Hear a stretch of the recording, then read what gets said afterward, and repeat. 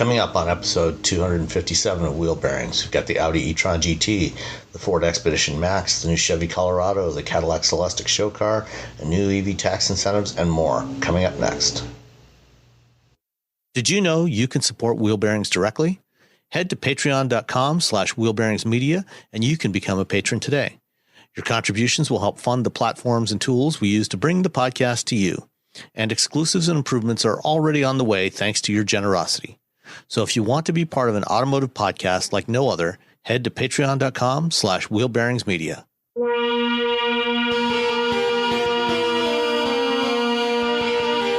This is episode 257 of Wheel Bearings. I am Sam Abu-Al-Samad from Guidehouse Insights.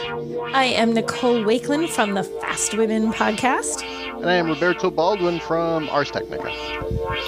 And I am coming to you today from the luxurious Days Inn and Suites in Traverse City, Michigan. I'm going to be at the Center for Automotive Research's Management Briefing Seminars for the next couple of days, which is always an interesting event. But Nicole, yes. you had a busy weekend, and what were you driving? Well, Wait. Before I start that, when you did your little intro, Sam, it sounded like you were about to say, I'm going to be at the Days Inn Community Center. We're going to be doing a 30-minute set with my good friend, Patton Oswald. It sounded like it did sound a little bit like you're on your comedy show tour. I'm sorry I interrupted. Yeah. I've ruined the flow of the entire it's show. It's a side hustle. You're not supposed to give away your side hustle, Roberto. It did sound like you're about to tell us about your upcoming comedy special that's going to be taping in Nevada. Okay, enough about Sam and his comedy special. So yes, I had an adventure last weekend. I actually had, when I say the Wakeland clan, I mean all of us. It was my husband and I, my two daughters, my oldest daughter's boyfriend. The two of them flew in from Milwaukee. My brother-in-law and his wife, niece, nephew, and a girlfriend. So 10 of us all together in a giant Airbnb up in the White Mountains in New Hampshire, which is about a 2.5 hour drive north. So we wanted to have enough room for 5 grown-ups in our car, which we did. We also had to have the stuff for 5 people, copious amounts of food and a couple bottles of wine. And we also brought in his little teeny only a couple carrier. bottles? Oh, more than a couple bottles. More than a couple. And we brought my dog, who is like the size of a small cat, and we just had him in his little carrier. So we even had a little spot for Doggo on the way up there. So all of us. And I said, hey, could I get a car that could fit all of us? And they said, sure. And they gave me a Ford Expedition Max. So it was gigantic. And my husband actually had the gall to say to me, you think we're all going to fit in that? I'm like, did you look out the window? Did you see how big the car they just left in my driveway is? And he's like, oh, that's pretty big. It was huge. So not only did we all fit in it, we put all of our stuff in it, and it still didn't even look close to full. It looked like it was half empty. We've got like little carry-on bags from my daughter and her boyfriend coming from Milwaukee, our little tote bags, all this stuff. So I felt like it was the perfect test case for like, what do you do with a gigantic SUV? You put as many people as you can fit in, the family doggo in his carrier, and all of your stuff. It carried us all up there. It was super comfortable. It was super easy to drive. Before you ask, Sam, because you already asked, and I wrote it down in my notes, I got 18.3 miles per gallon. And the not bad. Yeah, and the average is supposed to be 16 city, 22 highway, 18 combined. So I was right on that. And although I did a lot of highway driving, this sucker was loaded down. It had a ton of stuff. And once you get into the White Mountains, you were literally driving up really steep mountains. So it's not exactly the easiest, most fuel efficient driving once you get off the highway.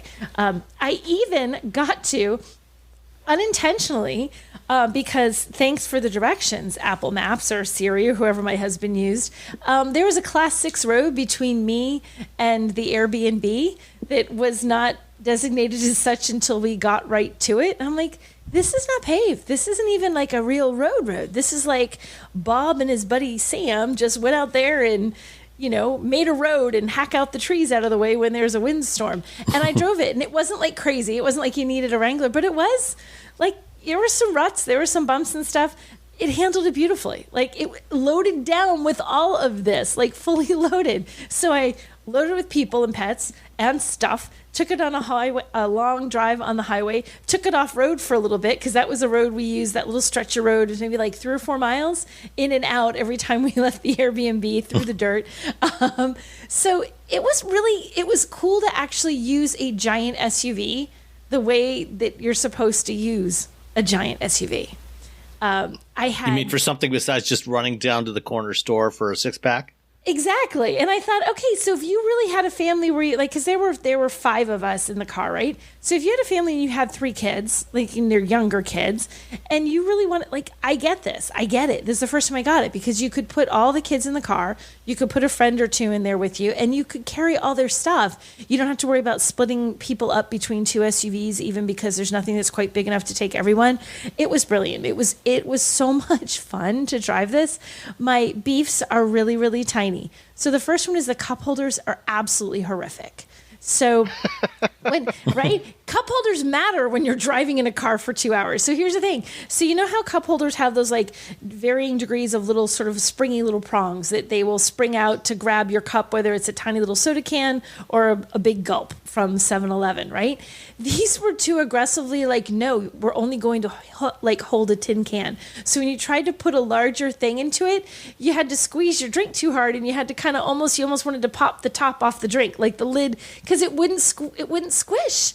They were too strong, and it wasn't just one cup, it was both of them, because my daughter pushed her drink in and the lid actually popped off because it wanted to grab the cup too tightly.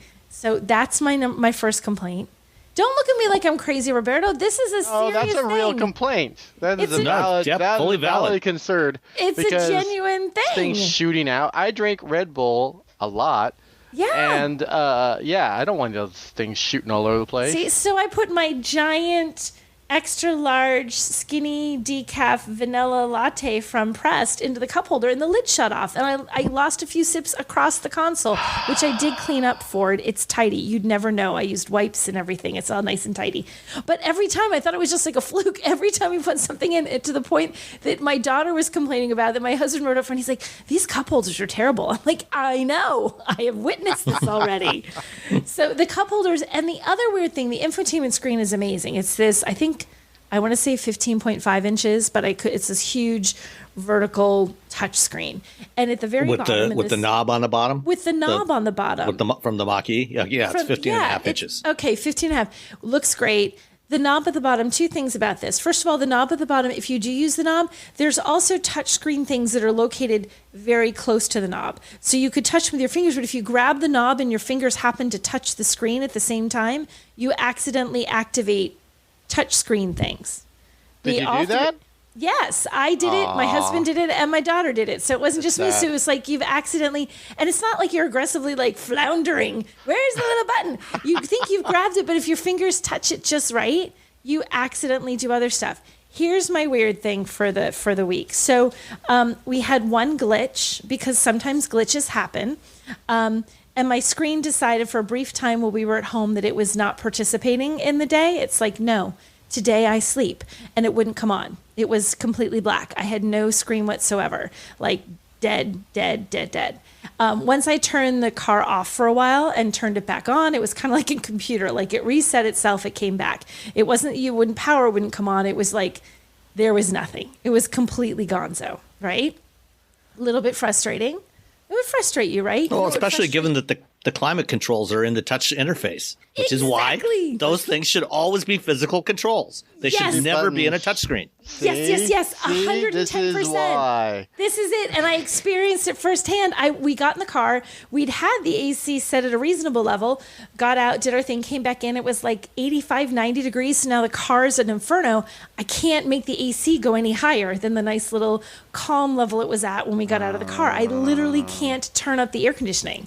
So you can't do anything. So if that happened, did you try using voice to say turn down the temperature? Voice wouldn't recognize nothing. So the whole system was locked up. Completely gone. It was completely locked out there. I've tried voice. I'm trying every permutation and combination that I can think of. Like, is there any way I can get through to this and get it to like kick back in. It wouldn't. No, this is just like a brief drive from downtown in my town to my house. And once I turned it off, we left it off for a little while, didn't need to turn it on for a couple of hours. When we turned it back on, it was fine. So whatever it was, kicked itself out and reset itself. But I experienced that like, oh my gosh, you literally cannot adjust the HVAC. You can't do anything once that happens. So now I am pro also having buttons. If you want to put it in there, have at it, but also have hard buttons so that if something goes wrong with that, you can still adjust your AC. Because it was like in the summer, just kind of a pain in the butt. We left the windows rolled down a little bit to let the worst of the hot air out. And then eventually the AC at that low level was enough. But if it was like winter and you couldn't turn on your heat, that's a whole different story. Or your windshield defoggers. Or... Exactly. Oh, yeah, your defogger. Yeah. So I'd never realized how bad that could be until that one moment. And I feel like I'm picking on it. I loved this car. This was a weird glitch, but it was one of those like, now I get why you don't want to design something. Do you that love way. the car though? It's like loving somebody that you went out with and they were kind of a jerk to you a few times. He was and you're just like, yeah, but he was just a jerk once. There was one time he was a jerk, but all the other times. One time he just didn't do the One thing. time he threw my drink at me by accident. One time he refused to talk to me. He forgot to put the toilet seat back down. Right. So otherwise it was okay. So I'm not gonna like call that like I felt like I don't want to call it out and make it sound like, oh, this is terrible, this broke. It was more like, this is what happens if something like that breaks, like something to really consider. If that goes, suddenly you've lost control of your HVAC, which is not fun. Otherwise, other than the 25-minute somewhat hot ride back from downtown to my house with my daughter and I trying everything we could to get it to work, I really did like it, and I thought it was a great car. It was a very smooth ride. It was really nice to drive this for the hours that I drove it. It was fantastic, and it was a couple hours there and a couple hours back. So we all liked it. Easy to get in and out of, easy to climb from the third row into the second row for my daughter. She wasn't like having to contort herself to get back and forth, so that was easy. So yeah, so all in all, thumbs up. Ford Expedition Max. What trim level was it? I had the limited 4x4. Okay. I was just wondering if you had the Timberline, because that would have been interesting to see how the Timberline behaved on that what is it, Class 6 road, you said? Class 6 road, yeah. No, like I said, it really was off-road, but it wasn't, like you wouldn't have wanted to take a sedan down it just because there were ruts and stuff that were too deep and you'd have bottomed out. But it wasn't like you were rock crawling or anything. But it was, loose gravel, a few little steep bits here and there, some ruts. You had to pay attention to what you're doing. Apparently a log or tree had fallen across the road and somebody had cut it. It was like dragged to either side, just lined up nicely, becoming its own little guardrail. My brother-in-law was driving a Jeep Wrangler, and he's not an off-road guy. And I was having so much fun flying down this little thing in my Expedition. I looked he was gone. I'm like, there were no turnoffs, right? I didn't lose John, did I? He should be fine. He's in a Wrangler. There's also probably all the dust you kicked up. No one wants to drive too fast. It wasn't dusty because we'd had some rain. Everything was pretty tamped down. There were some puddles, as the guys that go to clean it will discover when there's like sploosh all over the sides of this. So he's just not used to how to actually drive off road like you are. Yeah, he is not. So she said I was driving too fast, and I said, not in my world, I wasn't. No. If anything, you were driving too slow because there was all those people in the car. Exactly. I was being cautious because they were like civilians with me. And how much was the Expedition? Did you say the price? I did not say the price. The price for this one, as equipped, was $84,660. So it is not a cheap date. No. Nope. But a good chunk of it'll that make you hot. One of the I'm just looking at the equipment package. Yeah, there was really cool panoramic vista roof, they call it. It's like the whole length of the thing. That roof was $9,000. What? No. By itself, or was that part of a package? It says. Oh wait a minute. There's another thing in it. Panoramic vista roof and the Stealth Edition package. The hell? What it was did just the black. Stealth Edition do? Did it make it black? It had black Probably. rims. Black wheels. Okay, for the sunroof and a trim. black. Yeah, that package is $9,000. What a rip. That's I'm just going to say it. That's a lot. That's a rip, and people will pay for it because they want a black car. I guess they probably will. But it was fun. If I was looking to spend $86,000 on, like, really needed that, I mean, that is a huge vehicle. If you really need that much, it did the job, and it was fun, and it let me do a little bit of off-road stuff, and yeah, thumbs up. Even though it was a little bit of a cranky boyfriend, as Roberto's pointed out. Cranky boyfriend. I'm not going to keep you cool. I'm not going to let you put your drink here. No. You're not the boss of me. Don't push me around. Yeah, I'll show you. No HVAC. All right. What about you, Robbie? What did you drive? I drove nothing. I got nothing to tell you. I didn't. No. I got nothing out front right now. I'm just trying to catch up. I have a lot of non-driving articles. Also, I have some driving articles I have to write. So, in order to keep myself from falling further behind, I have opted to finish my work before taking on more work, like an adult. This doesn't happen very often. Look at you being all responsible. I'm so proud of you. I know. And of course now I'm like, I got to reach out to those fleet guys and see if I can get that one car in. Wait a minute, I need to drive stuff. That's part of my job. I should probably do that. Oh, yeah, that's my job. So, nothing. Well, when I got back from our vacation, my wife and I got back from our vacation a week and a half ago, we had dropped off the Mach-E GT at the airport in San Francisco, and back in Detroit, we picked up an Audi e-Tron GT. And so had my first opportunity to drive, one of these vehicles. It's based on the same platform as the Porsche Taycan. I will say this is a fantastic looking car, and I really enjoyed driving it. This was not the RS. Just the standard e-Tron GT, and so it had I think about 580 or so horsepower, something in that ballpark, and 93 kilowatt hour battery pack. It is rated EPA rated at 238 miles of range, which doesn't seem like that much for a car this size with this size of battery pack. But in fact, when we got into it, it was showing 260 miles of range, and it was easily getting at least that much, because when I actually did a lot of highway driving with it. I had on the day after we got back, I actually had 2 appointments in Detroit, one in the morning and one in the evening. So I drove to Detroit and back twice that day and did a bunch of other driving around. Drove to a party in Bloomfield Hills on Saturday night. Did all that without charging it. And by the time I got back to near my home in Ypsilanti on Saturday night, I had put and it was mostly highway driving, so not the most efficient for an EV. And if you're going to drive on the highway in Michigan, you got to keep up with the flow of traffic, which rarely ever goes at the speed limit, and the speed limit in that area is 70 miles an hour. So it was not ideal for maximizing the range, but I had already driven over 230 miles in that car and still had 30 miles of range showing. So, if I'd had more around town urban driving, I could have easily, I think, gotten probably over 280, maybe 290 miles, in more mixed driving conditions with this thing.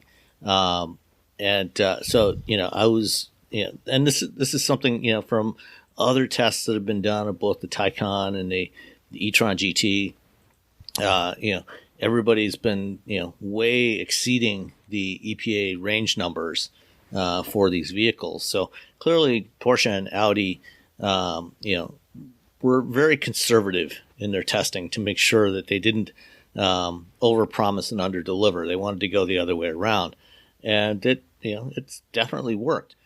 The car I had the Prestige package, which is $7,200 on top of the $99,900 base price.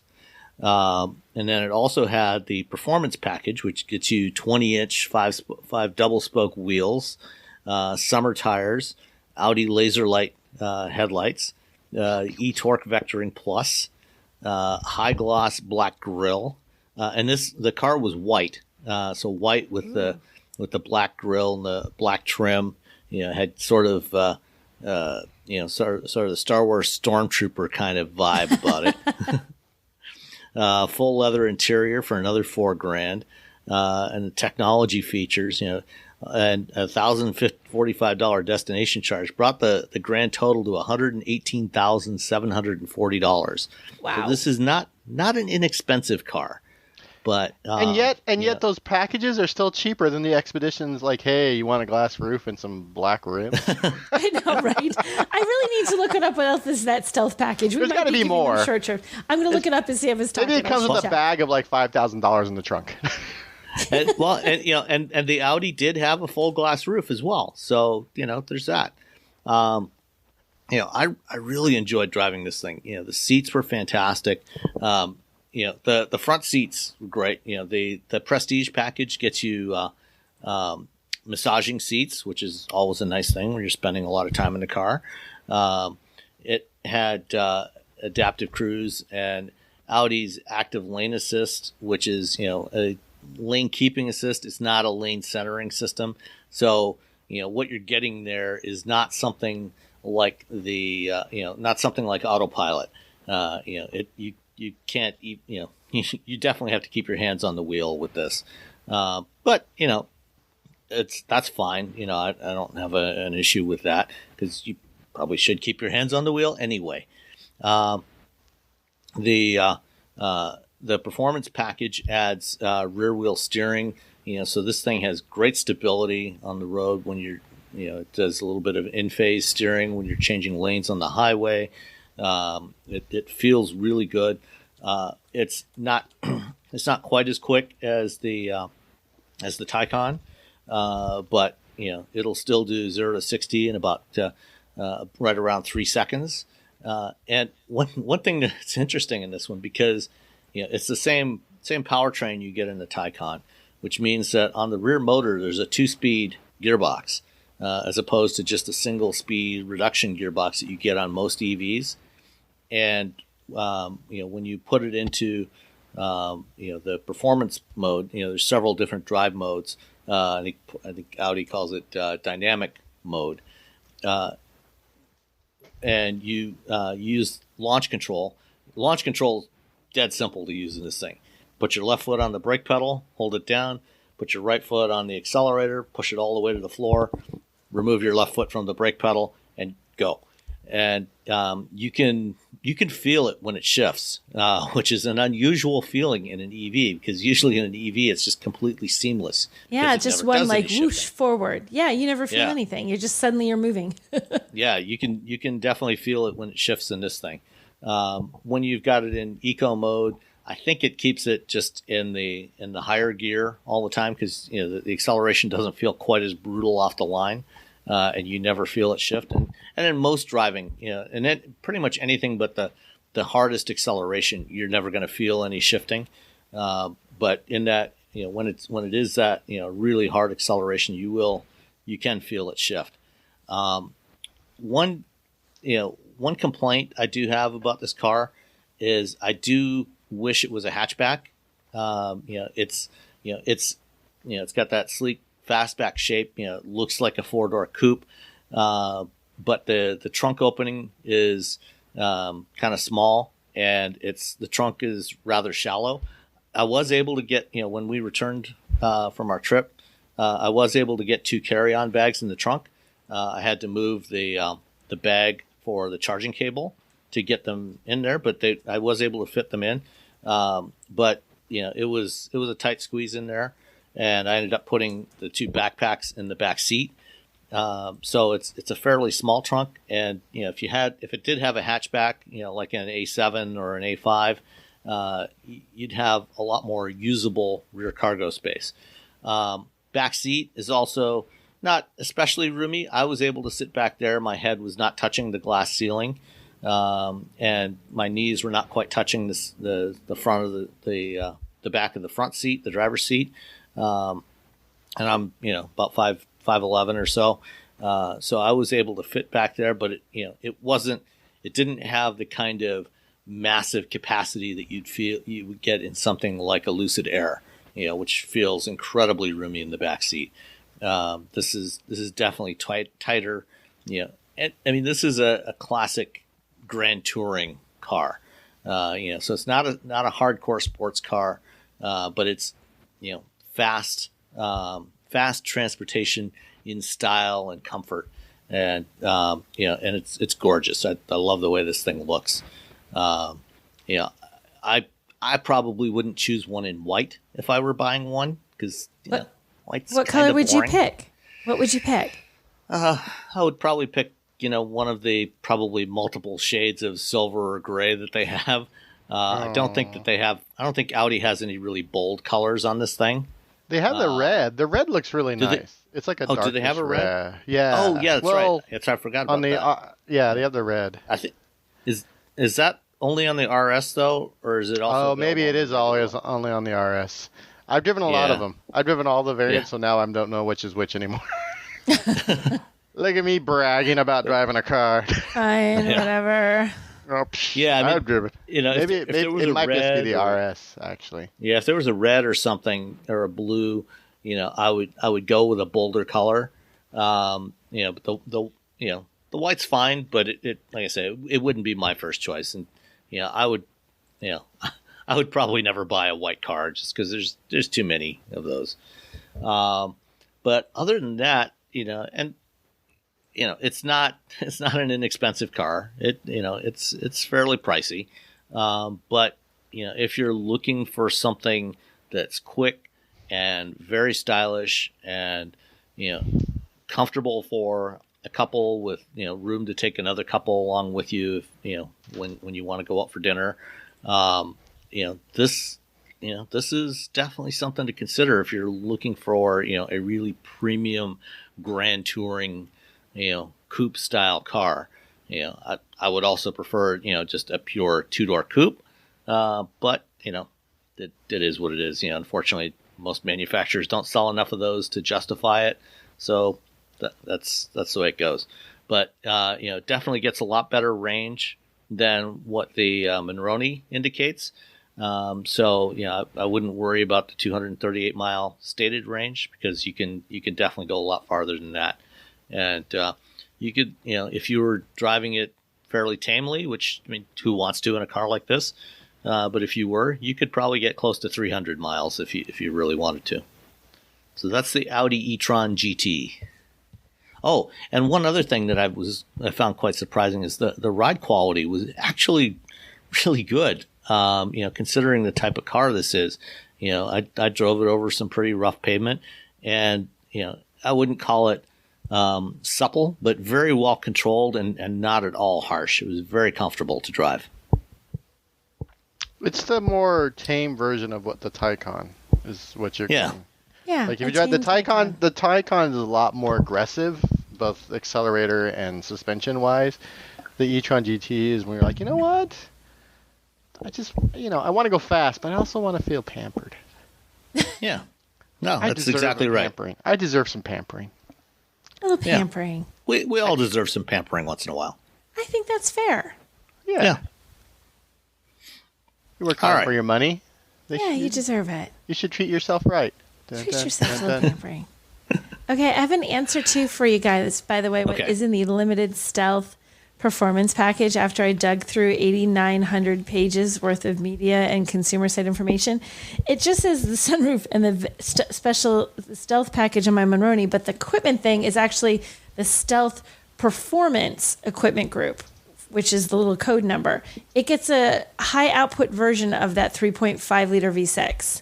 I cannot for the life of me find out how much more horsepower that adds, but it does get a little, and a sport tuned suspension. So it gets a few little performance-y bits in addition to 99% of it being black stuff, black trim. It's probably about 10 or 20 horsepower, I think. Yeah, I can't find it. I'm looking for it, and I cannot find out what the horsepower increase actually is. But so it does get the high output. That's so you're getting a little bit more engine, a little bit more performance. Looks like, with the sport tuned suspension stuff. So it's a little bit more than just the black plus panoramic roof for 9,000. You get a little bit of performance. A little something. Yeah, Ford sells a bunch of different variations of that 3.5 liter EcoBoost V6 and they all range from about 400 to 450 horsepower. So it's going to be somewhere in that range. It's probably.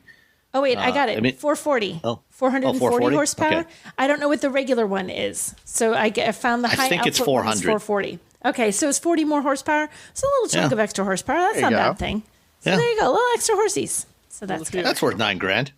Yeah, totally worth $9,000. That and the black rims, trim. Mm-hmm. And then the You roof. get you have a black headlamp and fog lamp bezels. Ooh. Oh, you didn't say anything about bezels. I know, I missed out on the bezels. There's unique interior stitching in red, but mostly it's pretty stuff and 40 horsepower. Pretty stuff and 40 horsepower. You got $9,000. Here you go. Here you go. Hey, Wheel Bearings listeners, it's Sam.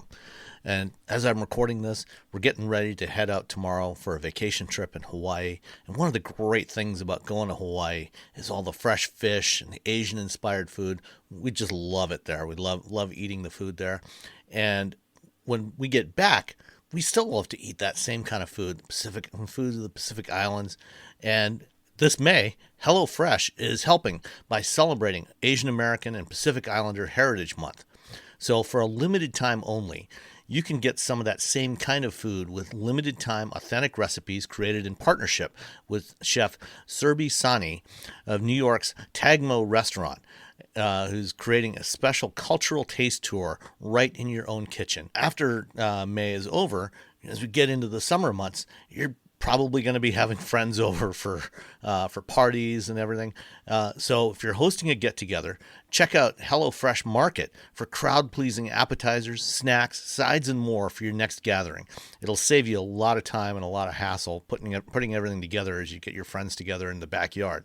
The best part, you can skip that extra trip to the grocery store. All you have to do is go to hellofresh.com/wheelbearings16, that's wheelbearings16, and use the coupon code wheelbearings16 for 16 free meals plus free shipping. Remember, go to hellofresh.com/wheelbearings16 and use the coupon code wheelbearings16, that's wheelbearings16 for 16 free meals with free shipping. HelloFresh is America's #1 meal kit. So if you haven't tried it yet, now's the perfect opportunity to get 16 free meals. All right. Let's get into some stories for the week. One thing that we forgot to talk about last week, because we had a bunch of stuff that we were catching up on, and I forgot to put it on. I actually had intended to put it on the rundown, completely forgot, is the Cadillac Celestiq, which, Nicole, were you at the GM EV Day in March of 2020? I was not. Okay.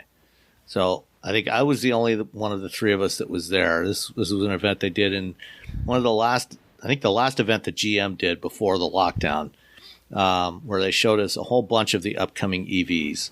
And they showed us a clay model of the Celestiq. It was of the 12 cars that they showed us, it was the last one that they took the silk off of, and it said, oh, and one more thing, kind of an old time Steve Jobs thing, one more special thing coming. And they didn't give us much detail about it, except, they said, this is going to be a hand-built ultra luxury car. The one they had at the time didn't even have an interior in it, so we had no idea what the interior was going to look like.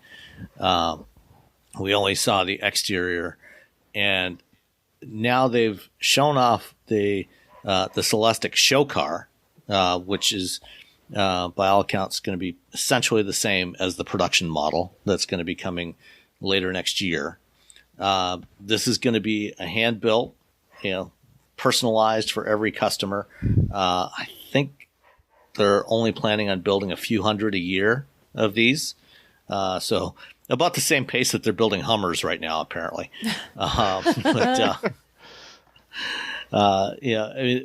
Everybody who saw it at the time was pretty impressed with most of it, most of the design. What did the two of you think of this? I mean, it looks absolutely beautiful. The interior, it's funny that they didn't have the interior to show you at that day you were talking about, because the interior of this thing is amazing. Is that actually that red? Red. It's very red. It's a little too red. It's very red. It is very, very red. That's my issue It's a little with the bit car. like Hugh Hefner's smoking jacket kind of situation happening in there. It's like, it's very red. It's very red. A little too red. A little too much red. But That said, I like that they call it a flagship sedan when it's clearly a wagon. Just call it a wagon. well, it's actually it's not a wagon though. It looks like a wagon. Come on.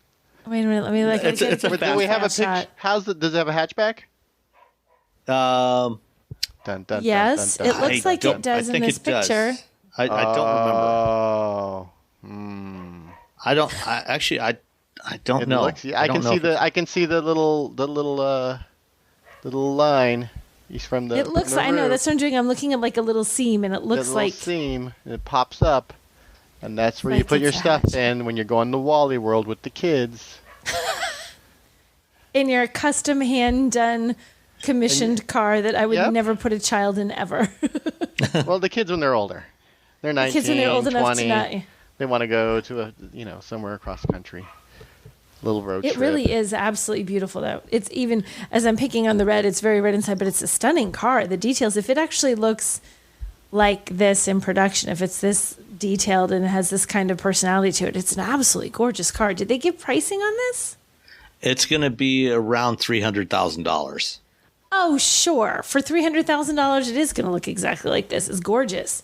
They Would you gotta spend hand build it. Yeah, they're hand building it. $300,000. And you'll be able to personalize, if the red doesn't work for you on the interior, you can make it any color you want. So would you do they're- this $300,000 for a Cadillac? There's a lot of cars you could buy for $300,000. Would you buy the Cadillac, or are there other $300,000 cars that you might buy first? So, for 300 grand, you could get something like this, or a Mercedes Maybach, or Ooh. what else? There's some Aston Martins A out there that you could buy. Rolls Royce Ghost. Mm-hmm. Some Aston Martins. I would seriously consider this. Well, all those other vehicles. Well, I mean, how many ghosts they make a year? Like 12. Like, does Cadillac have enough of the sort of cachet to pull off a $300,000 car Well, I think for the crew that buys $300,000 the fact that there's only cars? going to be a few of them. There'll be people who will buy Yeah. them just because it's like that's true. Supreme. It's like a Supreme drop, but for a really expensive car. Okay. Like there's only going to be X amount of Celestiqs available, and so It people are is going to beautiful. buy them in It's order not to be Celestiq. It's really just Celestiq. It's Sam? Is Celestiq. that I don't Yes. think I've heard it spoken before. Celestiq. Celestiq. I'm going to say Yes. Celestiq in my head all the time because I feel Celestiq. like that's what it looks like. You're free to pronounce it any way you want. Yeah. So when we saw it 2 years ago, the most controversial thing that everybody, from the front three quarters and from the front, everybody unreservedly loved it. The one thing that kind of got everybody that they weren't sure about was the look of the C-pillar, the rear quarter. What do you think of that? You've got this massive piece of sheet metal there for that. Is it really that solid? I'm trying to get another picture. It's solid. Yeah. It's huge. Yeah. Did it look awkward in person? Is this one of those, or you're saying it did look awkward in person? Because I'm looking at it as sometimes it doesn't, looking at an image on a computer isn't the same thing as the real live version, but it still looks kind of solid like that. That's a lot of metal for a C-pillar. It is. Granted, this has got, a similar kind of look to the Lyric, where, so you've got this, sort of hockey stick shaped horizontal light that goes up the pillar, and then it's kind of scalloped out behind that. So it's not just a flat panel there. It's got some contouring to it, which breaks it up a little bit. Okay. But it's still I don't know yet. I haven't made up my mind yet about the rear 3/4 view. I can see where it would be controversial. I want to see it for realsies with the light, how the light plays against it and how it just looks in person. Right, on and the we saw screen, it in the looks a little design dome, harsh. so Yeah. yeah, we'll have to see what it looks like outside. But it is overall, it's beautiful. All the detailing, the details in this car are phenomenal. Like everywhere you look, there is a little detail. It's gorgeous. It's really pretty. And you've got a full width display, pillar to pillar display, which will be a first for Cadillac. Wait, what's the HVAC system situation though? Is it all in that touchscreen? Because if it is, I'm out. Yeah, I don't know. We'll have to see. It's hard to tell from from these images. So we'll be seeing more of this in the coming months, and then we might even see it at the Detroit Auto Show in September. I suspect they'll probably have it there. And then, I think they may have it at Pebble Beach. Are you going to Pebble, Robbie? Yeah, I'll be at Pebble.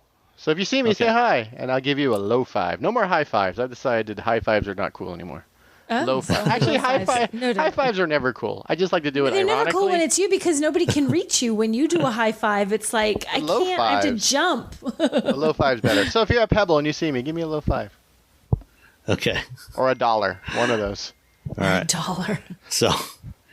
So the Celestiq is using the Ultium electric power system. So the Ultium battery, it's probably going to have at least 100 kilowatt hour battery pack, probably more for the high end versions. Because they're going to be aiming for probably 350 to 400 mile range with this thing. So we'll be waiting for more details coming up. Yeah. All right. Last week, GM also revealed another new model. This time, not electric. The 2023 Chevy Colorado. Their updated midsize truck. Did you guys have a chance to take a look at this? A little bit. The C-pillar is so much smaller, though. I don't know if I like it. It's kind of. Well, you could get the Desert Boss that has, the sport bar with the sail panels on there. So that kind of emulates the C-pillar. All right. Yeah, that's fine then. Okay. So the new Colorado and presumably the GMC Canyon, which we haven't seen yet, are about the same overall size as the current generation models, but they stretch the wheelbase 3 inches, most of which goes to the front end. So you got less front overhang. They're trying to make this thing more off-road capable than before. They've added a Desert Boss trim on top of the ZR2 package that they already have on the current generation.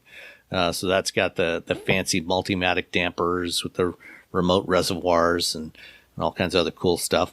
One interesting change is no more V6 and no more diesel engine in the Colorado. Just 3 different variations of the 2-liter, the 2.7 liter 4-cylinder turbo that launched in the Silverado a couple of years ago, ranging from 230 to 320 horsepower. Have either of you driven vehicles with that 2.7 liter turbo in it? Oh, I'm trying to think of the Silverado. No, I've only driven the V6. I'm going to say I don't remember, which is terrible, but I don't remember. I don't believe I have. Okay. Well, it was fine in the Silverado.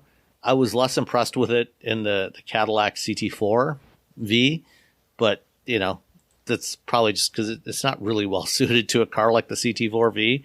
But it'll be fine. It's reasonably smooth. Should get decent fuel economy, and the Ranger only comes with a 4-cylinder turbo engine as well. So you'll have a brand new Ranger, brand new Colorado and Canyon, maybe a Ram Dakota coming at some point, and there's a new Toyota Tacoma coming soon. So the midsize truck segment's getting pretty interesting again. Yeah. Which is good because people love those. I mean, sometimes you want a truck, but you don't want yourself a Silverado. You don't want an F-150. You just need a little bit of truck. Here's your little bit of truck. I'd like to see more smaller trucks like the Maverick. Like little ones? I like little trucks. You slam them and put some big rims on them. Put a big speaker box. You carry in the back. mulch. They still carry mulch. They still carry that's mulch. The thing, right? Still carry mulch. Unless you fill up the bed with speakers. Oh, you fill up the bed with speakers. There you go. But the speakers only so the depth of let's say a 12-inch wave. You don't need the entire bed, so you can leave like a little layer. You can slide the mulch underneath. Oh, okay. So There you leave a gap under the speakers. Yeah, leave a gap under the speakers so You that can shove about half a dozen bags of mulch under there. boom, boom, and then when you need to get that last one out, you just like park on a hill and then take off real fast, and then the mulch will slide out. Whoosh, right out the back. Solving problems here. I hope Ford's listening to this. Well, actually, speaking of the Maverick, I don't have it on the list here, but this morning Ford announced the Maverick Tremor coming for the 23 model year, which is basically they took all the hardware, the cool hardware from the Bronco Sport, and put it on the Maverick. So you've got it's got an extra inch of ride height. It's got the twin clutch locking rear differential, and then the 2-liter EcoBoost 4-cylinder with 250 horsepower. Did you guys take a look at that one? Yeah, I saw it. At first, I was like, "Oh, really?" And then I looked at it. I'm like, "All right."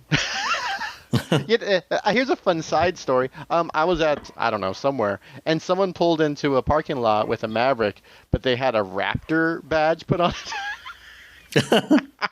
Just to screw with Was people? it just a base XL with the steel wheels and No, it wasn't the base XL. It was the Lariat. So they had thrown all the stuff on, and then they went out and they like went online. They found the Raptor badge and they like adhered it to the truck. That's kind of awesome. And it was the sad thing was slightly askew. So they spent all this money and it was just askew, just slightly crooked not enough. right. Yeah, I was like, oh man, you did all that work.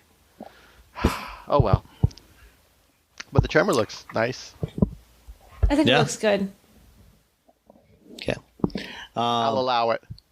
Oh, yeah, Okay. we'll allow it. Sam, they can continue production. Go ahead, Ford. We've approved. Okay. Nicole and Robbie approve. I'll send a note to Mike Levine and tell him Let him know. They Yeah. can go Mike, ahead. it's cool. Tell Go for him, it. it's okay, Mike. Go ahead. We're cool with it. Go. I was on the You can- fence. Then I saw it. Okay, fine. You can begin taking orders and start building them. Well, they can't even build the ones they have already made. That's true. Like I go to the Ford site. I don't know why I was looking up the Maverick. Maybe because I like the Maverick. I'm like, ooh, I should buy one of these one day. And it's like, yeah, you're not getting a Maverick anytime soon, buddy. That's essentially what the site says. Does it really? Yeah, if it's the same thing with the Ioniq 5. You go to the Ioniq 5, and it's like, it's like, you sure? Well, they had Ford had stopped taking orders for the Maverick and a few other models a couple of months ago, and I guess as of today they've reopened the order books again for the 23 models. So they're starting to take orders for the 23s now. Cool. That's right. good.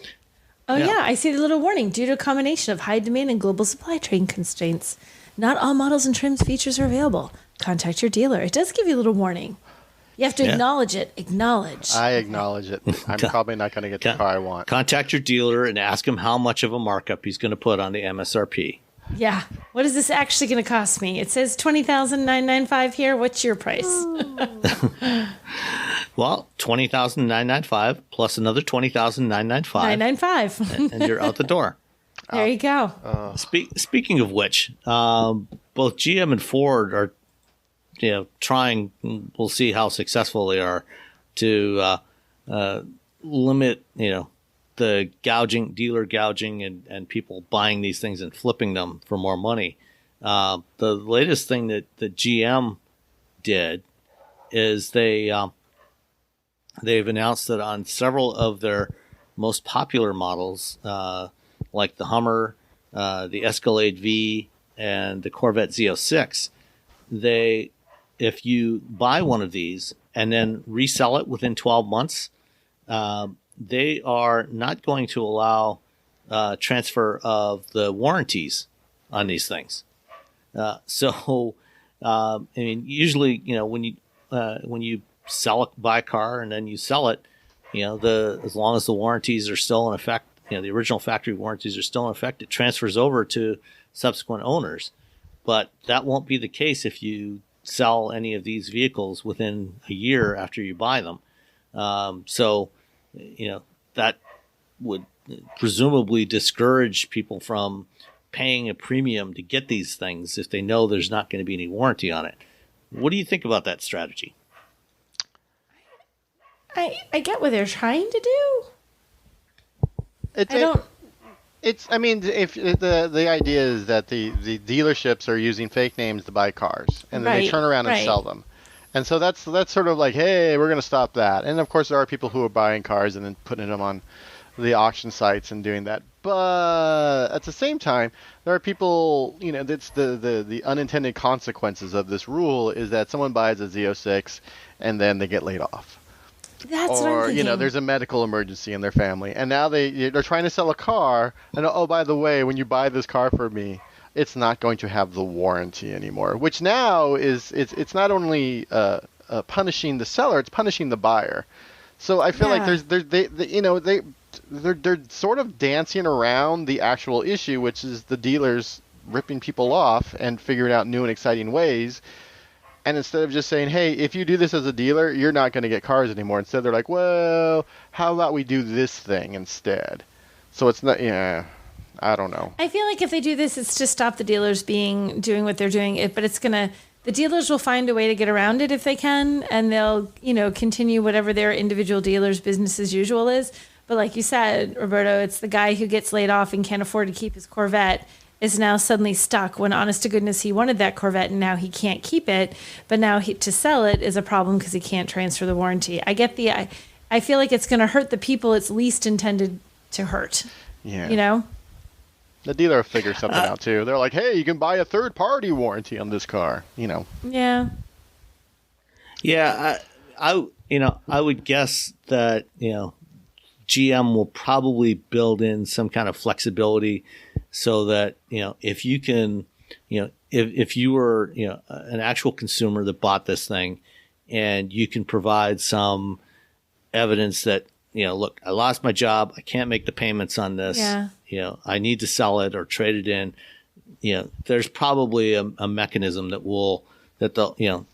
they can judge. They can make a judgment call on a case by case basis and say, okay, for in this case, because you did in fact get laid off and you need to sell it, then we'll allow the warranty transfer on that. So, I mean, GM's got the discretion to be able to do that if they want to do that. If they have the people to do it. Because now you're That's like, true. now I'm waiting for, well, what's going on? Well, I'm trying to sell my car, but I can't sell it for 2 months because I'm still waiting for GM to say yay or nay. Mm-hmm. Meanwhile, my kids don't have any food. No, I'm just kidding. I just got They're all starving, but I got this really snazzy Corvette in the driveway. We might be being slightly more dramatic than what the typical consumer will have to endure, but I mean, hopefully, if you've got the wherewithal to buy, $100,000 to $200,000 car, you might have enough savings. Hopefully, you've got enough savings, to get you through a couple of months. If you lose your job, hopefully you're not living paycheck to paycheck. If you're buying a car like this, I guess if you are living paycheck to paycheck and you're buying a car like this, that was a bad idea. Maybe you should rethink your priorities a little bit. yeah, that's like, possible. well, I only got enough money for me and this Cadillac Escalade V. That's all I got, man. That's all I got. I got enough money. I'm at razor's edge. Razor's edge. I'm living on the razor's edge of life. It's just me, this one studio apartment, and this Escalade I love the V. backstory you've created for our consumer here. Gotta look good. All right. Last news item for the week is Senators Schumer and Manchin apparently finally came to an agreement late last week on a new tax and budget bill that includes some updates to the EV tax incentive system. And there's some pretty substantial changes. First of all, they're eliminating the 200,000 vehicle sales cap to be eligible for incentives. And so, manufacturers, at least through the end of 2031, will be able to sell as many EVs as they can, and customers will be able to get tax breaks on them. But they've also made some other changes in the eligibility for these tax breaks. For example, now there's an income cap. So it's $150,000 income for single filers, $300,000 for couples filing jointly. So if you make more than $150,000 or $300,000, you won't be able to get a tax break on an EV. You'll have to pay full price. There's also changes in the way that it's being done. So instead of a tax credit that you file on your next year's tax return, which means that you may or may not actually be able to get the full amount back depending on how much your income is. The new system allows for a transfer of the credit to the dealer. So the dealers have to register with the IRS to be able to do this, but if they're registered and the vehicle qualifies, the customer can transfer the $7,500 tax credit to the dealer and then get that as an immediate discount. So basically, you get a point of sale rebate, which goes as a discount to the sale price, which means that you can actually, where the current system, the tax credit doesn't lower your monthly payment on the car because you still have to pay the full price and then get the money back later from the government. Now you can lower the upfront price of the car and get the a lower monthly payment. So EVs will be potentially affordable to a lot more people. And then there's also a cap on the MSRP of the car. So for cars, it's going to be $55,000. So if an electric car costs more than $55,000, no tax break for you. And for trucks and SUVs, it's $80,000. So you won't be able to get a tax break on a Model S Plaid or a Lucid Air, but you can for a Kona EV or a Mach-E or a Blazer or something like that, or a Model 3 or a Model Y. You'd be able to get those. And then it's also limited to EVs that are built in North America. So you won't be able to get a tax break on a BMW i4 or an iX because they're built in Germany. You won't be able to get a break on a VinFast that's built in Vietnam. But if it's built in Canada, U.S., or Mexico, you will be able to get the tax credit. What do you think of this new system? My only issue is the fact that there's a $50,000 cap on sedans and an $80,000 cap on SUVs and trucks. Like, why? I know. Because that's my biggest issue. Everything else, for the most part, I'm fine with. I mean, instant money, that's great. The used car credit, $4,000. $4,000 used EV, which most people who can't afford a new car. I mean, I've never actually gone out and purchased a new car. I've leased 2 new cars, but I've never purchased a new car. So for people who make money I make or less, and you can't afford a new car, you can go out and get a used one and get a $4,000 credit, which is really nice. I'm fine with and I'm also fine with the capping it, for $150,000. If you're buying let's say you're buying an Audi e-Tron GT, you don't need $7,500. You're buying Nope. $100 and something $1,000 car. That's you're fine. You're doing okay. You don't. Yeah. It's the people. Really, I think at this point, it's trying to get, people who aren't making, $200,000 and buying plaids for funsies. It's everyone else. And then I'm also happy they got rid of the cap. I think it's a little unnecessarily complicated. Like, it's this much for cars, it's this much for SUVs. It has to be made in the U.S. If you're making over X dollars, you can't get it. If you're making under X, you get this. If it's a used car, you get that. I feel like genuinely the average consumer is going to look at it and go, what? It's not that hard, really. I mean, the only thing that if you make 150 and 300 for $300,000 for 2 people, 150 for 1 person. The 7,500, it's the same as it was before, except now you get money. Like right away. It's really the SUV versus like car thing. That's the thing that really bothers me. Why does that bother you? What? It's just more for one than the other? Because SUVs and vans and trucks have always got like this wonderful leg up, and being there's fewer emission standards. It's this whole thing, and then just telling people, you know what, just keep buying gigantic vehicles that you probably don't really need in the rest of your life. You're like, it's cool. We're gonna reward you for buying a vehicle that's less efficient than the sedans because they're so much larger. They have higher drag coefficient, and I mean, what's the article about the Hummer EV getting the same amount of CO2 or less than a Chevy Malibu? I mean, big trucks are still big trucks. They're not going to be as efficient. And so you're sort of saying, hey, you're going to get the more efficient sedan. Well, we're going to lower the amount we'll allow you to spend on that sedan that's more efficient than the large truck, the SUV. The vans, I don't know. No one buys vans anymore. Commercial customers do. What's that? Commercial fleets commercial do. Yeah, customers. commercial. That's Yeah, true. Commercial. Yeah, that's true, very a much whole so. other thing because that's a whole Yeah. Okay. that field. And actually, to your point, Nicole, about this being a little bit more complicated than before, there are some additional complications that I didn't get into. Not every vehicle will actually be eligible for a full $7,500 because there's some rules in there about the domestic content of the batteries. So there's I was wondering about that.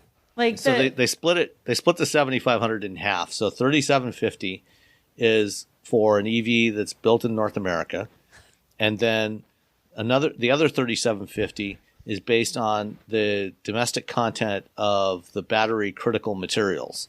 good gravy. So if it reaches a certain threshold, then you get that other 3,750, and if all the battery materials come from China, then Right. you won't get that. So you have to look at where the actual materials in the battery of the vehicle that you're considering buying is versus the other battery materials from the other vehicle you're considering buying, combined with where that vehicle is produced. what they'll do is they'll publish a list of here's the cars that are This is the eligible and same how much list. of a break you got in Yeah. each one.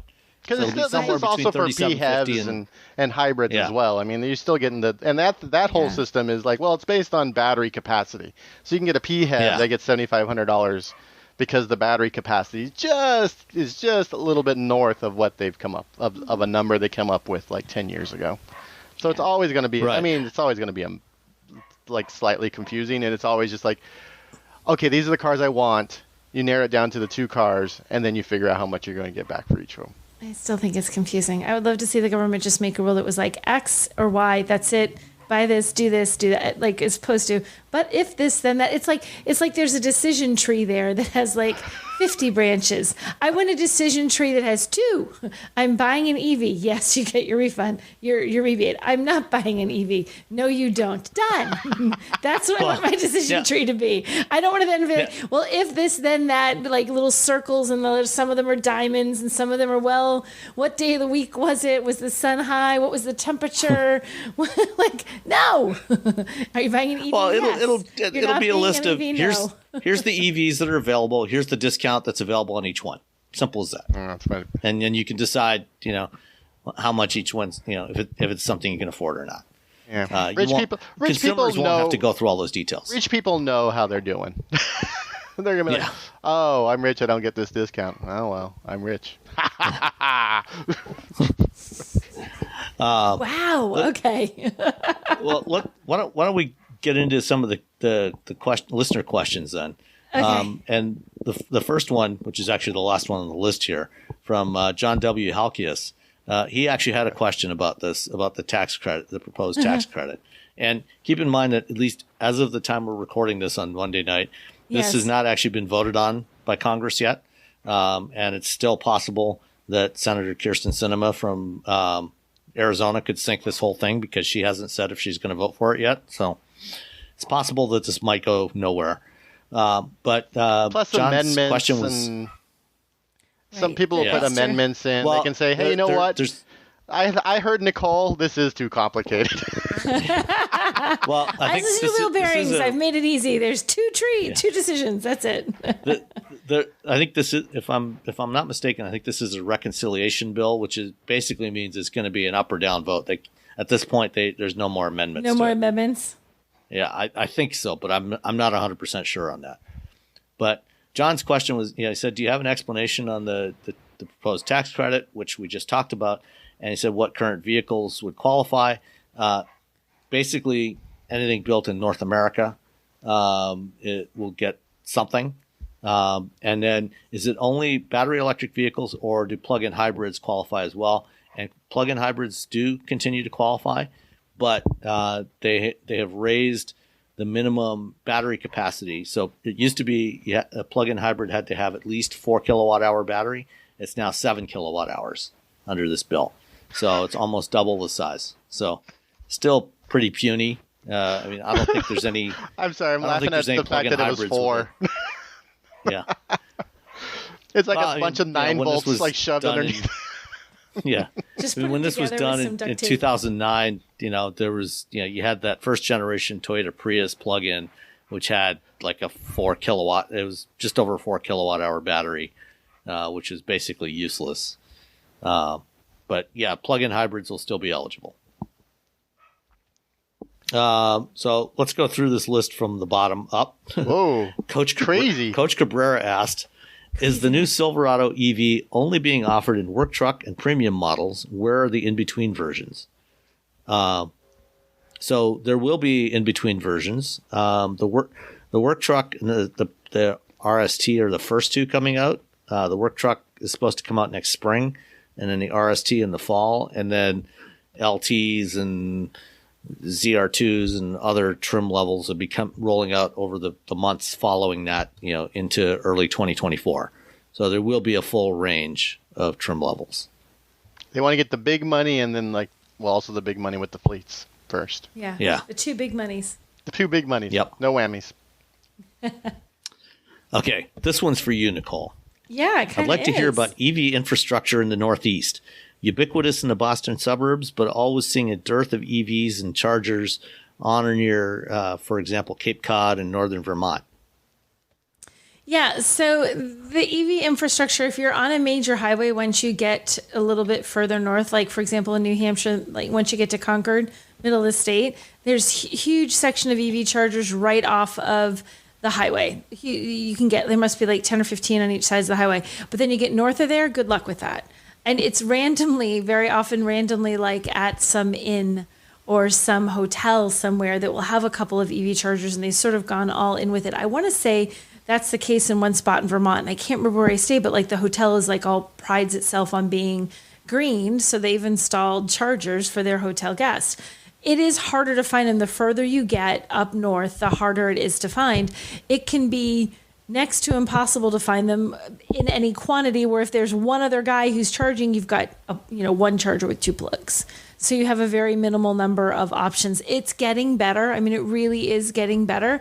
But once you really get out of the really populous areas, which are the southern parts of New Hampshire and, southern areas, you can find them sometimes. They're a little more prevalent in the heavily tourist areas, but it's still not a lot of them. You're still going to find just 1 or 2. So if you're trying to charge you have to plan. You really do have to plan. It's not like you can just plug in anywhere. So it's better than it was. It's still not great. And during the wintertime, they are so very often just plowed right in that no one pays attention. The guys plowing the lots. And I don't think it's intentional. I honestly think they just don't know. I don't think they're looking and going, they think their brain is seeing big white thing. That's a sign. No one needs that. Not like big white thing. That's a charger when people need that, So, yeah. Just travel with a shovel. Better. It's getting better. And like you can find them in like a lot of the malls. It was a time when you'd have nothing in the malls. Now you'll find most malls have a couple. So you have to go to places. They aren't every place. You have to find little populous areas that have enough to warrant someone putting in a charger, I guess.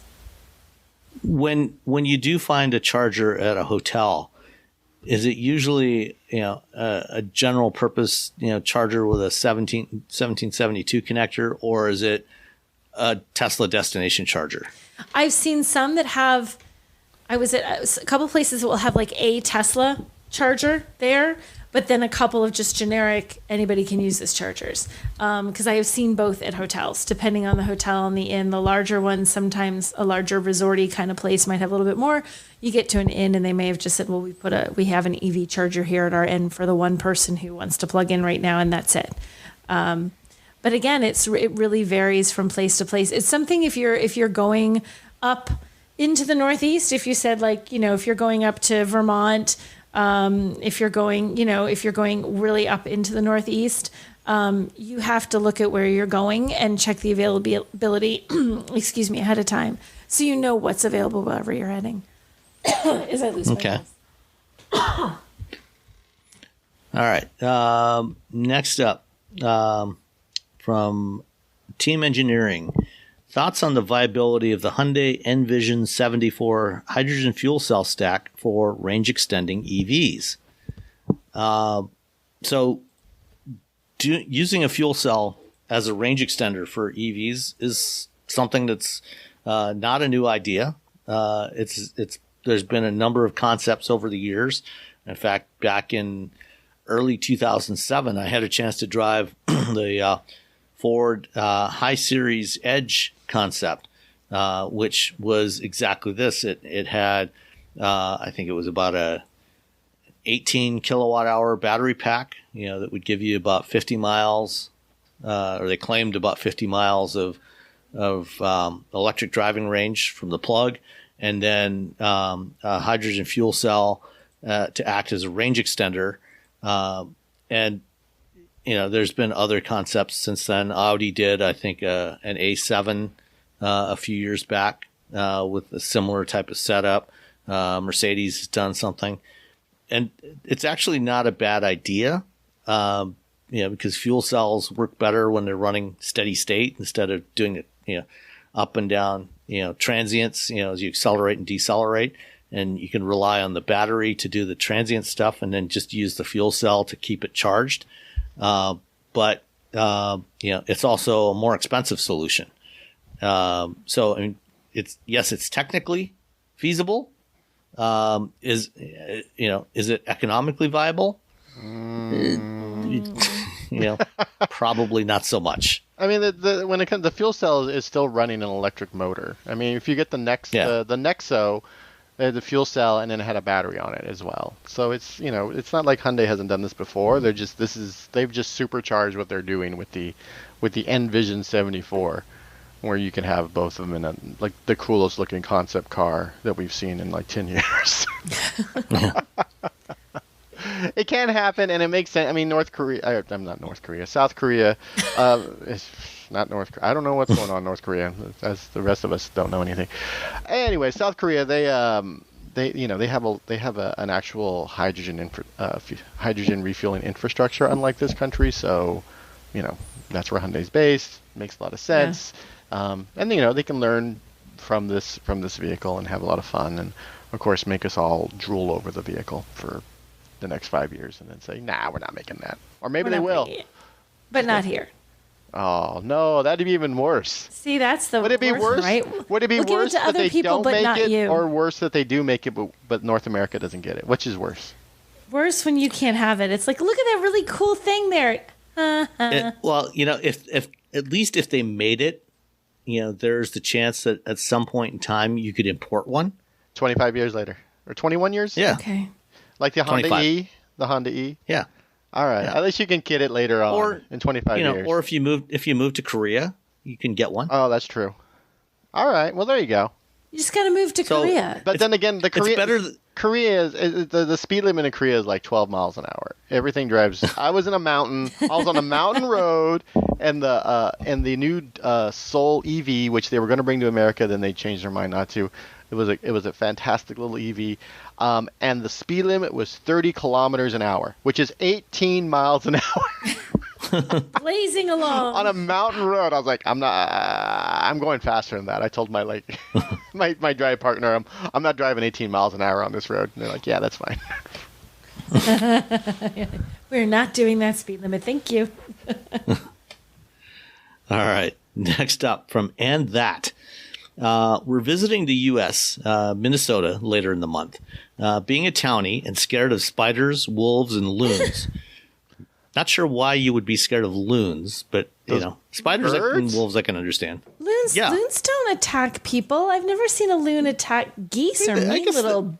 I guess the sound of a loon can be a little spooky if you're not used to it. I find they're kind of nice, and they're pretty birds. Anyway. They just float along. Or maybe they mean like loony people, like the Looney Tunes. Oh, that could be. I think they mean that. I don't think they mean the bird. Okay. Anyway. My oldest son plans to sleep in the car rather than the cabin. Any tips for making his time in the back of our rental Suburban more comfortable? A hotel. Yeah. Hello. I would think, if you're staying in a cabin, that would probably be better and just as safe as sleeping in the back of the Suburban. But, if the kids got to sleep in the Suburban, modern air mattresses, that have a built-in pump are actually really good. We have one that we use when we have guests staying, like our daughter staying with us this week. Just you plug it in, pumps it up in about 2-3 minutes, and it's nice and firm, and it's like almost like a real mattress. And so I would definitely when you're not using it, it deflates, and you can roll it up into a fairly small package. So I would definitely consider getting an air mattress with a built-in pump. I would say, and if you're depending on how late people sleep in, it's going to be really bright inside that car as soon as the sun comes up because of all the windows. So something like either get some little towels or something that you can hang out, some way to provide, or get them an eye mask, or a mask. Something, an eye mask, because otherwise it's going to be bright. And when the sun comes up early in the summer, it's bright. What's he's going to be That's sleeping true. in the car and up at 4 a.m. because the sun's up. What's the temperature in Minnesota at the end of August?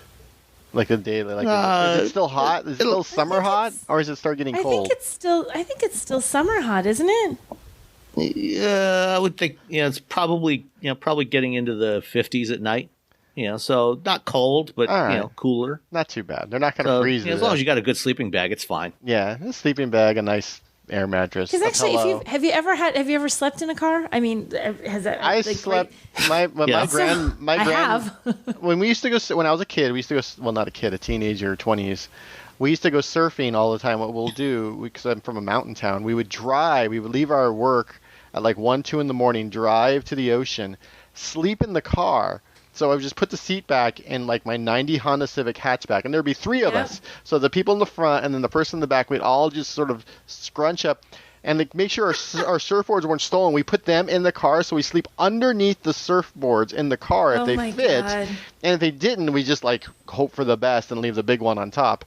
So I've done that, and I've slept in the back of a WRX wagon, not with the back down, with just in the back seat. But I just had a pillow. I had to sleep. I had to go see. I was at a hospital. I had a family member who was very sick, and I got there, and then it was we did all the sick family member thing, and then they're like, okay, and then I was like, well, I don't know. I'm just gonna sleep in my car, and so I just slept in. So my thing is, if you sleep in the car in the summer, even if it can get kind of hot if it's still warm, but also gets very humid in the car because it's hot already outside, and then you have it all closed up. And imagine this poor kid's gonna have every window, everything sealed completely tight to protect against the killer loons, right? So and you've got spiders. It's going to get hot. So if there's some little fan, like a little portable fan or something, like little tiny ones like you put on your desk almost, it runs in a something, because it's going to just get it's going to get really muggy in that car. You're going to have like condensation on the windows when you wake up in the morning. Swampy. Well, and Swampy. the thing is, you don't want to leave the windows open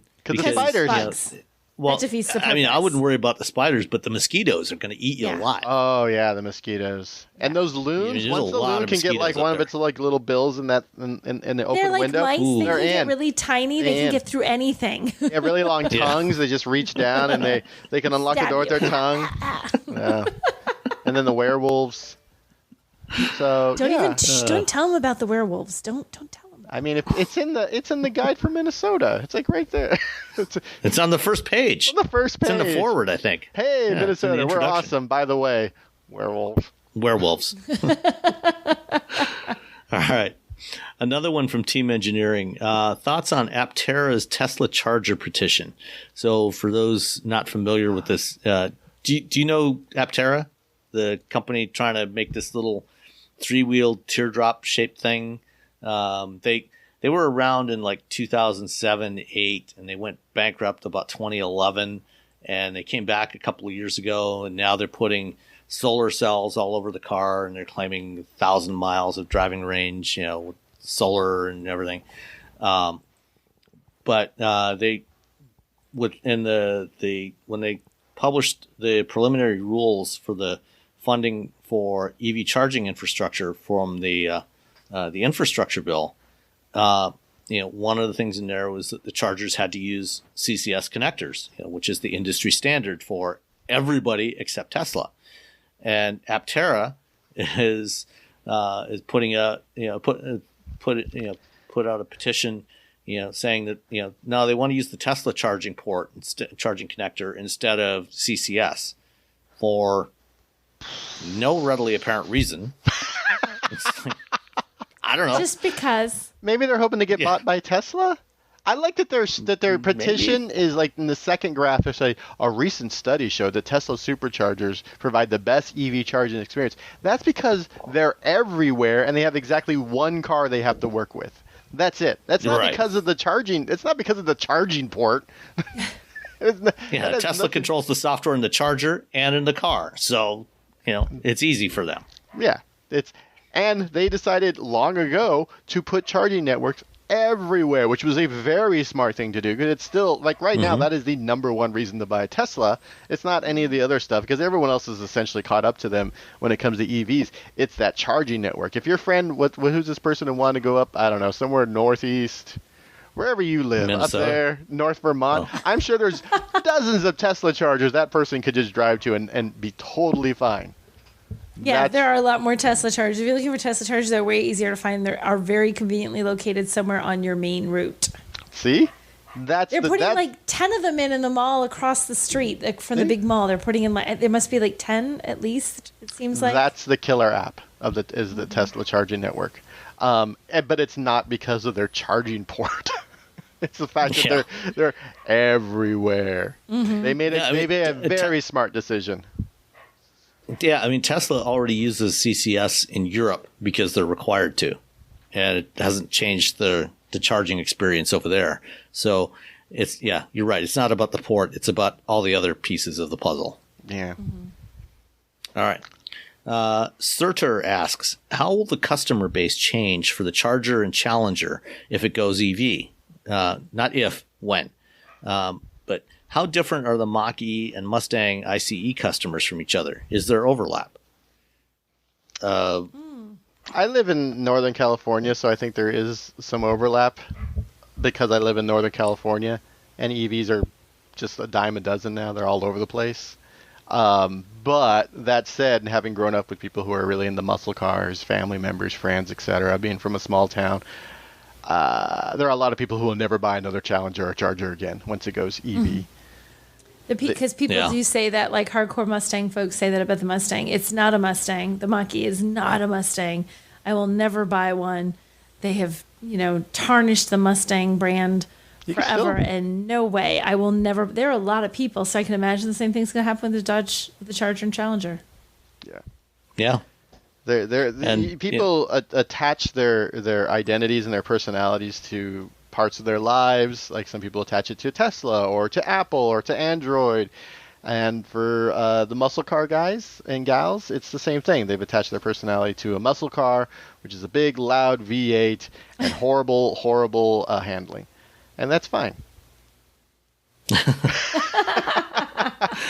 So I love muscle cars, but I know their limitations. There you go. Yeah. So if you must have a V8 Charger or Challenger, buy it between now and the end of 2023, because after that, it's gone. The Hellcat is going out of production next year, and the Hemis will probably follow it close behind. The next generation Charger and Challenger coming in 24 will not have a big V8, but they will be faster. Yeah, that's the thing. They're going to be quicker. And the cat might be that cat. Remember that cat from like the battery ads when we were little kids? The little electric cat. Oh, if they could get the licensing for that little electric. The electric cat. It's like a black cat. It was like a black cat and had its back arched. I think it was a Duracell. Do you remember that? I think it might have been Duracell. Was it Duracell? I think it might. Anyway, it was a battery manufacturer. Yeah. They had that cat, and he's like he looks like a lightning bolt. It was Ever Ready. I just googled. It was Ever Ready because it had 9 lives. 9 lives. There you go. That was the little advertising because I'm looking at it now. There's going to be a lot of Hellcats, EV Hellcats that have that sticker plastered on. And they're going to be at the track, and they're going to make you feel really sad when they outrun your current Hellcat. Yeah. I'm sorry. But they won't make the cool noise, so you got that going for you. You're like, yeah, but you can't do this. All right. Last question. Well, actually, you can make that noise because you can program them to make any noise you want. You could make it sound cooler than a Hellcat. Oh. You could, yeah. Could you? What's cooler than a Hellcat? I don't know. Come up with that, Dodge. Make it sound cooler than a Hellcat. You can make it sound like a Hellcat. You can make it sound like a Hellcat. It has to sound cooler than. It has to be better than. Yeah. Just dog barking. Happy birthday song. All right. Last one for this week from Fozzie B. We should not record this late. Looking for the team's feedback on level 2 chargers. There are so many, and the costs vary widely. Any thoughts on options, features to whittle it down to 2 or 3? Oh, gosh. Robbie, weren't you just doing some testing? I am. I'm doing testing on some chargers. I have the Juice box from Enel or Enel. Anyway, I have Electrify America's. Home charger, and I have ChargePoint's home charger. And I'm doing a big review for wired for these, which requires a lot of charging, and more charging, and sticking things to the walls of my house and doing. Anyway, so. I think for most people, if you're probably going to want like a 50 amp circuit in your house, so you can get a 40 amp charger. It'll go up to 9.6. 9.6? Yeah, 9.6 kilowatts per hour. And overnight, I mean, I charged a Ford F-150 Lightning with it. No big deal. And I think, if you want something quicker, you can get something quicker. You can get like 100 amp systems. You can get, I think Ford's going to have something that's just ridiculous and charges really quick. And Lucid will have something that's ridiculous and charges really quick. But for the most part, those 3 are sort of the big 3 right now. A lot of automakers are also making their own. And so you can get those as well.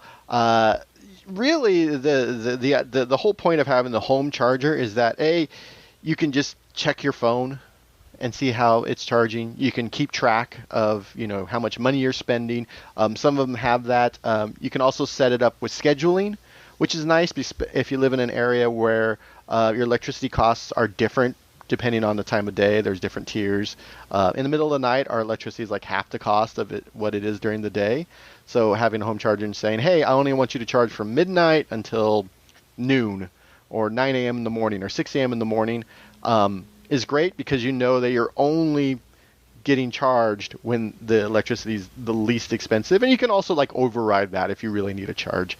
What's nice about the level 2 chargers is that in the instances where you do need, you have been driving around a ton, and in a few hours, you get home, and in a few hours you have to go somewhere else. It is nice to sort of just plug it in while you're at home, unpacking or doing whatever you have to do, and then turn around and take off and take care of other errands in the house. That's because it's not going to cost you any more to charge your vehicle if you're using a level 2 charger versus just plugging it into the regular socket, because you're using the same amount of electricity. It's just you're getting it quicker. That's the whole thing, and they are going to be expensive. I mean, for me, getting the outlet put in was like $700 and something, which I found out is about the average. So that's it's a lot to sort of lay out. So you're like, hey, I'm saving all this money on an electric car, and you're like, oh wait, hold on. There's these other things. But you only have to do that once. But you only have to do that once. And considering how expensive gas has gotten, especially here, I drive my VRZ for fun, but for like errands, I take our Kona electric just because gas is so expensive and electricity is far cheaper. And it's, again, if gas was $5 a gallon, which it's not here, it would cost me $18 to drive 100 miles in my BRZ. It costs $6 to drive it in the Kona. Wow. So, And I mean, you mentioned that it doesn't cost you any more to charge from a 240 versus a 120. Actually, it can actually be cheaper from a 240 because most the onboard chargers in EVs are typically optimized for 240 volt flow versus, and so you a lot of times you actually end up getting more losses when you're charging from 120 volts. You are correct. So I forgot all about that. With 120, you might actually end up using a little bit more electricity. You're going to get the same amount of electricity going into the battery, but it's going to consume more because of the losses in the conversion. So it's actually more efficient typically to use a 240. Actually, I just saw something. I'll have to find the link and I'll include it in the show notes. There's a company now that is making a device that goes in between. It plugs in between the meter and the socket that your electric meter plugs into on the outside of your house or your garage, essentially what it does is it taps in right at the meter. So the meter's still measuring all your electricity use, but it gives you a 240 volt outlet right at the meter, so that you don't actually have to do any electrical upgrades in your house or run an outlet from your panel in your house into your garage or to the outside of your house. So this device is about I think it's about $500 or $600. So it's cheaper typically than an electrician. And if you have an older house, if you have only 100 amp service in your house, you'll want to upgrade that to 200 amps before you install a 240 volt outlet. But with this device, you don't have to do that upgrade because it plugs in right at the meter. So I'll find it and include it in the show notes. That's another potential solution. The other thing to keep in mind is, think about, check out the EVs that you're thinking about buying, because a lot of EVs now are bundling a charging cable that has interchangeable tips on it that actually supports 240 volt. So, you don't actually, for example, all the Ford EVs, the Mach-E and the Lightning come with a 240 volt capable cable, but it's got an interchangeable tip, so you can plug it into a 120 outlet if you need to, or into a 240 outlet. The Lightning, if you get the Lightning with the extended range battery, it actually comes bundled with their Charge Station Pro, which is an 80 amp, 19.2 kilowatt charger. So you get that with the truck, and you just need to have the outlet put in your garage. And then and those chargers, those 19 kilowatt chargers, typically cost about $2,000. They include that with the truck, so you don't have to buy that extra. And then the Mach-E comes with I think a 9.6 kilowatt. And if the car you're buying, most EVs have the ability to do the scheduling right in the car or from an app that's connected to your car. So again, you don't necessarily need to have a charger that has that connectivity and a separate app for the charger. You can do it from the car. You can control it from the car and do that scheduling of when you want to charge. And so, the charger that I bought is actually, it's an e-Tron 9.6 kilowatt, 40 amp charging cable. It doesn't have any connectivity or any smarts. It's got a display on it, so it tells me, how much current and voltage I'm getting when I plug it in, and then when it's all done charging, it shows me how many kilowatt hours it transferred to the car. But I don't get any connectivity to the charger itself. It just shows me on the thing there, but I can control scheduling from whatever car is plugged in. And that one was only $300 on Amazon. So a bargain. A bargain. Yeah. Do you remember though, if you get even if you buy the Lightning and the Maverick, or not the Maverick, the Mach-E, you're gonna have to, if you don't have that 240 volt outlet, you're gonna have to get an electrician to come and still put in that 200 volt. Yes. That Lightning, you're gonna need a 100 amp dedicated circuit just for the charger that comes with the Lightning with the extended battery. And the Mach-E 9.6, you're going to need a 50 amp because you want to do 20% higher than the amp it's being used, blah, blah. The electrician will tell you all that stuff about it. Eventually, you just got to call electrician. Don't burn your house down. That's my thing. Yes. Like, there's a lot of things you can do in your house. You can unless you are a licensed electrician, do not do this yourself. Oh God, no. Get a licensed electrician to do it. Do not. Hey, if you can hang a picture in your house, great. You can replace the door, outstanding. But unless you're like a certified electrician, don't mess with electricity because it'll kill you mess with that. or burn your house down. One of those, there's a couple Or both. Burn your house down and kill you. Like you are the kindling that burnt down your house. All right. With that, let's call it a show, and we'll talk to you all next time. Bye, everyone. Bye.